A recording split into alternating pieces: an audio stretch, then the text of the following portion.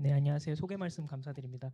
하나이카 박정수입니다. 그래서 오늘 사실 이런 쟁쟁하신 분들 앞에서 이런 주제를 가지고 발표하게 돼서 사실 대단히 많이 부담이 됐는데요. 그래서 어제 제가 NST 단체 카톡방에 혹시 저희 병원에 참석하시는 분이 있는가 여쭤봤는데 안타깝게도 저희 병원에 참석하시는 분은 안 계시더라고요. 그런데 그 카톡을 보고 아, 제가 여기서 무슨 말을 하든 저 뒤에서 박종수 원래 저런 인간이 아닌데 여기 와서 착한 척한다 이런 얘기는 안 나올 것 같아서 예, 그런 측면에서는 다행인 것 같습니다. 그래서 오늘 제가 말씀드리고 싶은 주제는 이제 힘든 NST 활동을 하면서 우리는 어떻게 즐겁게 일을 할 수 있을까에 대한 이야기를 해보려고 합니다. 순서는 이렇고요. 제가 전공이 이제 초기 때 생각해 보면 사실 수가가 없던 건 아니었는데 당시에 이제 NST 팀이 없었습니다. 그래서 제 비주얼을 보면 되게 오래된 얘기라고 생각을 하실 수가 있는데 그게 10년밖에 안 된 얘기거든요. 그때는 저도 이제 교수님들한테 말씀을 듣고 뭐 체중이 몇 킬로니까 대충 25 곱해서 칼로리랑 수행량 맞춰서 주면 되겠다라고 이제 생각을 했던 시절이 있었습니다. 그러다가 이제 제가 치프 연차가 되니까 전 병원에서 이제 전문 NST 팀이 생겼고 이제 협진이라는 걸 내서 영양 공급을 하게 됐고 이런 영양 공급을 하게 되는 걸 보면서 이제 사실 안 좋았던 환자들이 그래서 좋아지고 사실 그전에는 요양병원에 누워서 퇴원하시던 환자분들이 걸어서 퇴원할 수 있는 컨디션으로 예, 퇴원을 하시고 이런 것들을 보면서 사실 많은 감명을 받았던 그런 기억이 있습니다. 그래서 선배님들의 많은 노력으로 수가가 생기고 수가가 발생함에 따라서 팀이 생기고 인력이 늘고 이제 체계가 잡히는 그렇게 진행이 됐었던 거죠. 그래서 사실 왼쪽 사진은 이제 병원 홍보팀에서 찍는 사진이죠. 그래서 하지만 이제 현실은 이제 이 사진 보시면서 저게 내 사진인 것 같은데라고 이제 생각하시는 분들이 많을 것 같습니다.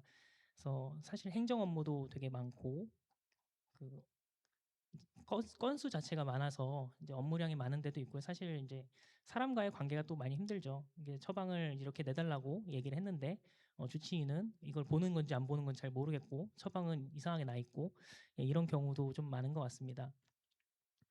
그래서 구조적인 이야기를 안 할 수가 없는데요. 예, 수가표를 보면 사실 안타까운 부분이 많습니다. 중환자실에서 생사를 오가는 환자들이나 일반 병동에서 식사를 좀 못하는 그런 환자들이나 사실 수가가 똑같이 책정이 돼 있죠. 그리고 상급 종합병원 같은 경우는 환자도 많고 비용도 더 받을 수 있는 구조로 되어 있는 반면에 종합병원은 환자 수도 적고 청구 수가도 적은 다소 불리한 상황에 있습니다. 그리고 거기에다가 영양 요구량 평가에 골드 스탠다드로 잘 알려져 있는 간접 열량 측정기는 필터 가격도 못한 수가가 책정이 되어 있기 때문에 현실적으로 사용하기 대단히 어려운 상황이다라고 말씀을 드릴 수 있겠습니다. 그리고 규정에는 이제 4인 이상으로 구성이 되어 있어야 되고 팀원 중에 한 명은 집중 영양치료 업무만을 담당해야 되는 예, 전담자로 지정이 돼 있죠. 그래서 4명이나 되는 여기 계신 분들 되게 공부를 많이 하고 예, 전문가신데 이런 4명이나 되는 전문 인력이 붙는데 나오는 비용은 이제 건당 3, 4만 원 정도로 책정이 되어 있습니다. 이마저도 인건비 이제 건지가 빠듯하게 되어 있죠. 그러다 보니까 저희가 볼륨 베이스드가 될 수밖에 없었던 현실적인 이유가 있겠습니다. 그야말로 이제 박리담회식으로 가는 거죠. 저희 재단 다른 병원 같은 경우에 일주일에 한 120개 정도를 한다고 합니다. 전담자가 한 명밖에 안 된다고 해요.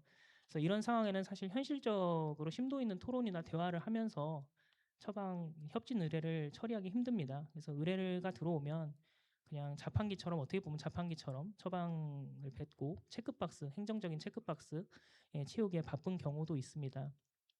그래서 숙제 검사를 하듯이 일을 하다 보니까 번아웃이 오게 되는 경우도 많은 것 같습니다.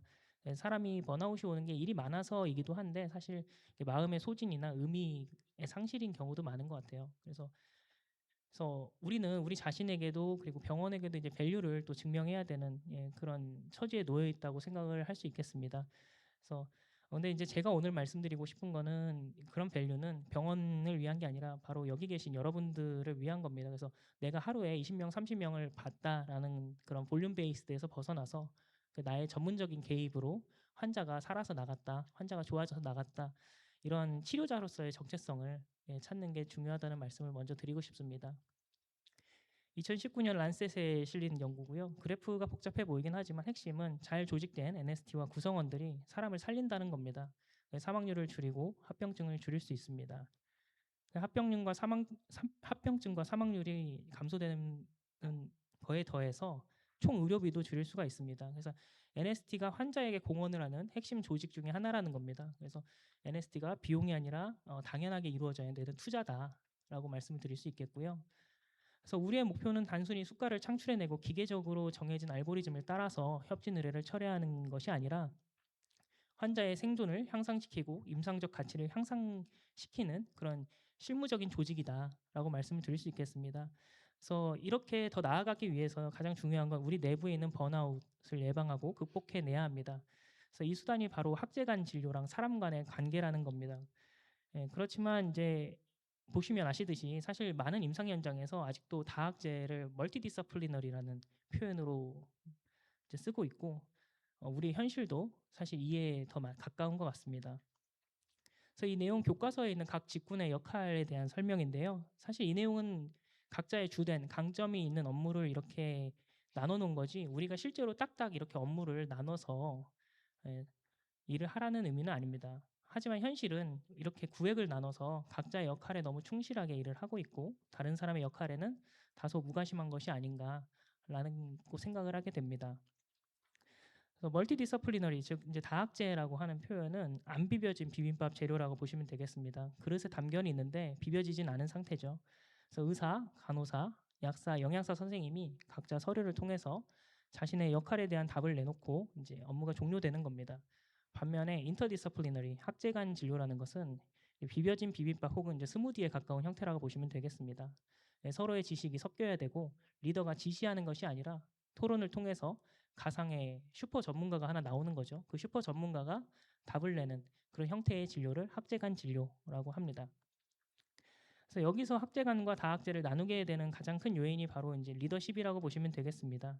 그래서 다학제 진료에서는 리더가 각자에게 역할을 지시하고 각자의 역할에 충실하게 일하고 서로 간에 간섭을 하지 않는 반면에 학제간 진료에서는 리더가 각 직군과의 대화와 연결을 촉진하고 쌍방향 토론을 유도해서 더 효율적이고 도움이 될 수 있는 답을 도출하는 그런 돕는 역할을 하게 됩니다. 그래서 리더가 지시하는 것보다는 돕는 역할을 하는 것이 바로 학제간 진료가 되겠습니다.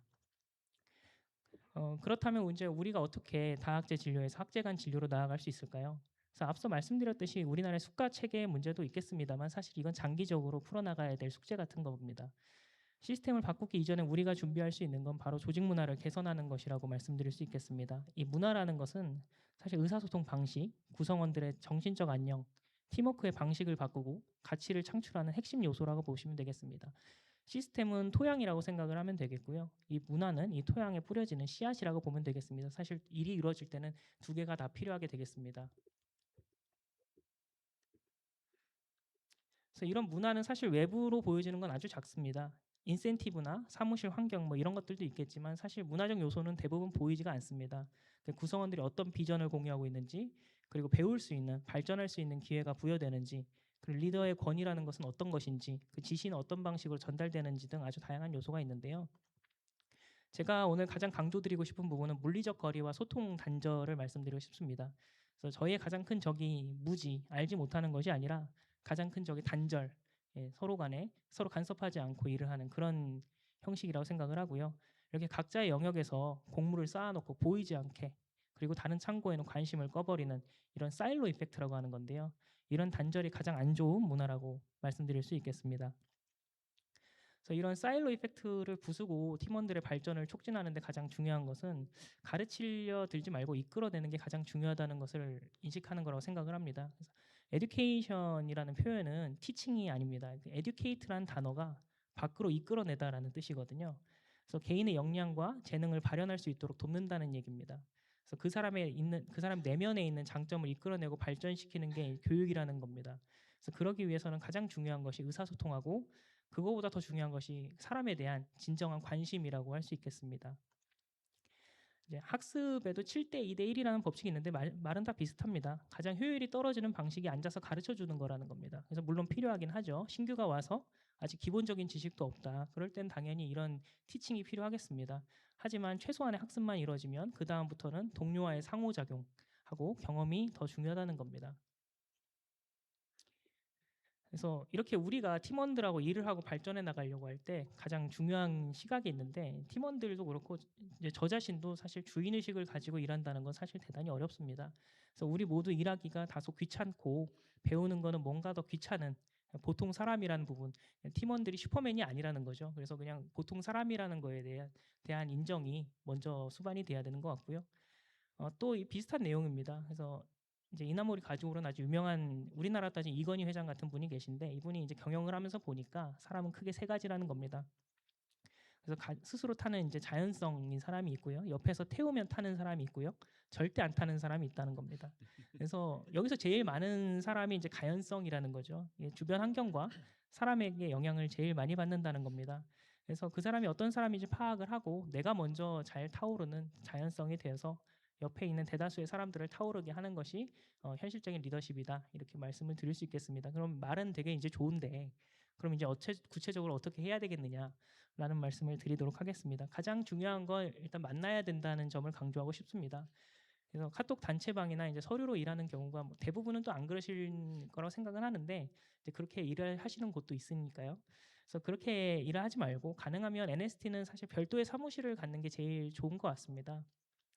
그래서 뭐 물론 업무가 많은 곳이면 이제 뭐 그렇게 하는 게 좋을 것 같고요. 뭐 업무가 그 정도로 많은 건 아니라서 별도의 사무실을 가질 수 없는 상황이라면 NST 업무를 할 때만이라도 뭐 일주일에 뭐 한 시간, 일주일에 한 타임, 3시간, 4시간 정도라도 모여서 같은 회의실을 사용을 하면서 일을 하는 게 좋을 것 같고요. 그것이 아예 불가능한 상황인 경우도 있겠습니다.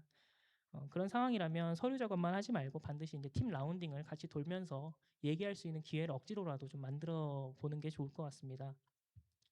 그래서 이렇게 저희 병원 같은 경우는 이제 매주 팀 라운딩을 한 번씩 돌고 있습니다. 사실 이렇게 케이스가 많은 건 아니라서 매주 한 번 정도 이렇게 하고 있는데요.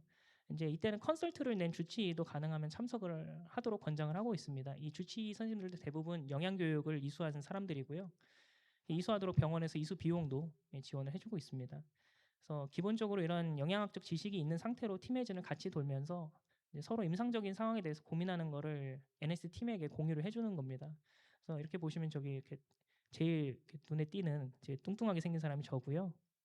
그래서 여기서 제일 중요한 건 말을 꺼낼 때 좀 편안한 분위기여야 한다는 겁니다. 그래서 어떤 의견을 말하던 잘 들어주고 반영할 수 있는 분위기여야지 모이는 의미가 있는 겁니다. 사실 그런 분위기가 아니라고 하면 오히려 모이는 게 서로 감정만 상할 수 있거든요. 그래서 어떤 말을 하든 잘 들어줘야 된다라는 그런 분위기 형성이 제일 중요하겠습니다.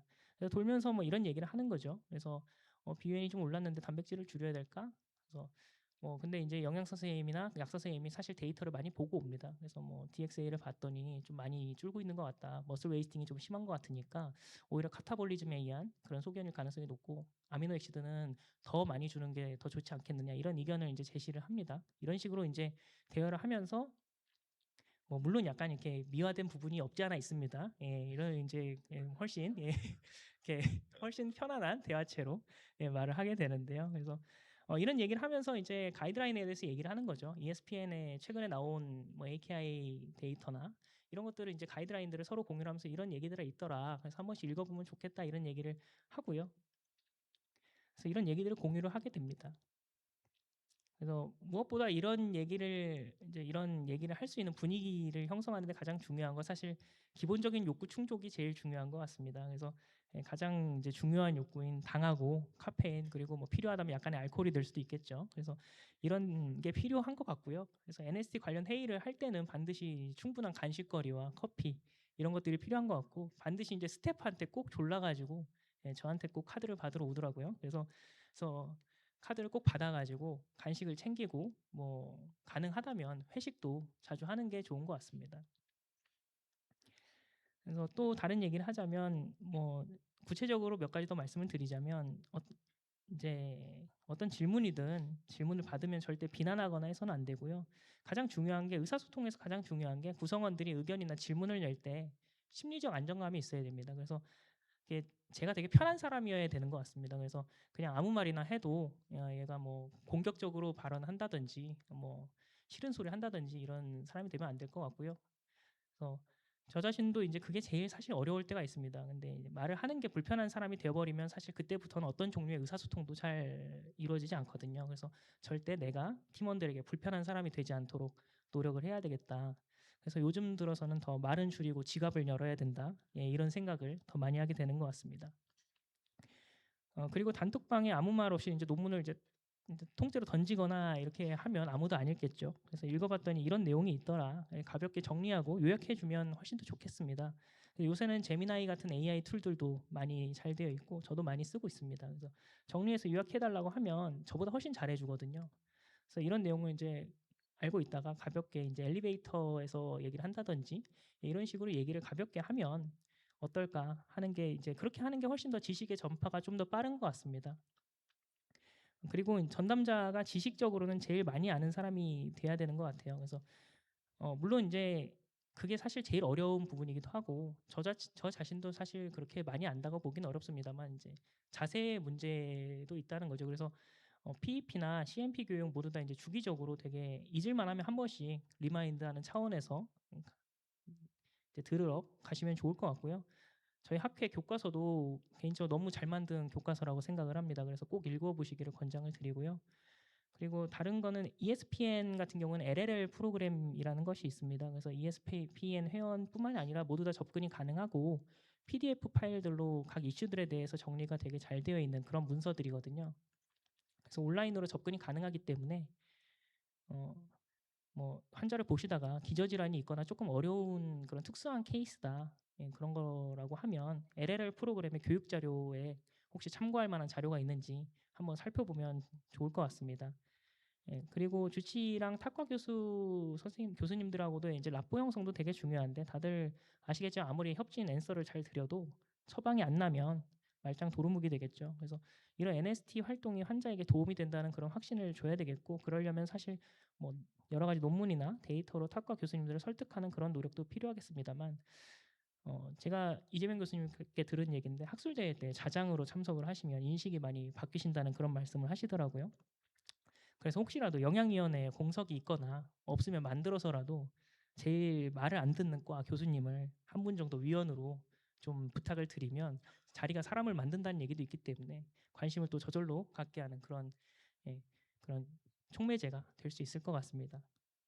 그리고 사실 모든 걸 다 전담자나 리더가 할 수는 없습니다. 그래서 팀원들에게 관심을 가지고 팀원들의 색채를 잘 파악을 해서 갖고 있는 장점을 잘 유도해 보려고 노력하는 자세가 필요할 것 같습니다. 그러려면 말씀드렸듯이 사람에 대한 관심이 좀 먼저 있어야 되겠다 이런 말씀을 좀 드리고 싶고요. 그래서 마지막입니다. 그래서 우리의 목표를 협진에 대한 답이라고 생각하지 말고 진료의 퀄리티 상승이라는 면에 집중을 해서 어, 환자 진료를 할 때 우리가 클리니컬 가버넌스를 가져간다 이런 생각을 갖는 게 중요할 것 같고요. 지식은 권위가 아닌 인간관계를 타고 흐른다는 점, 그러기 위해선 자주 만나고 소통하고 어떤 대화든 나눌 수 있는 사람이 돼야 되겠다라는 점이 중요할 것 같고요. 그리고 리더가 열심히 공부하고 다른 사람의 장점을 이끌어낸다는 자세가 중요하다는 점을 강조드리고 싶습니다. 그래서 우리는 혼자일 때보다 함께일 때 훨씬 더 똑똑한 존재입니다. 팀원들한테 커피도 자주 사주시고 고생했다는 표현보다는 너 덕분에 환자가 좋아진 것 같다. 정말 좋은 부분을 잘 캐치해낸 것 같다. 이런 식으로 표현을 해주시면 훨씬 더 좋지 않을까 하는 생각을 듭니다. 예, 경청해 주셔서 감사합니다.